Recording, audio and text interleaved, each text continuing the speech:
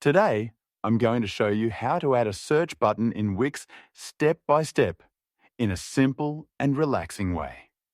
First, open your Wix editor and let your website fully load. On the left-hand side, click Add Elements.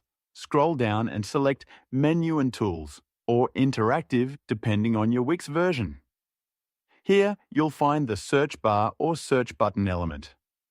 Click Add to Page to place the search button or search bar on your site.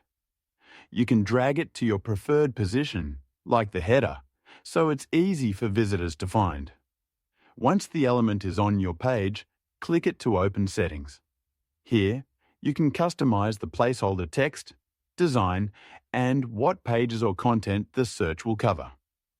Take your time adjusting colors, size, and style to match your website's theme. After everything looks perfect, make sure to save your work. Now your visitors can easily search your site using the search button. And that's it.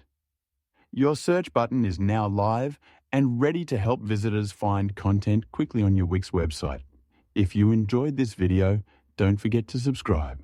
And thank you so much for watching.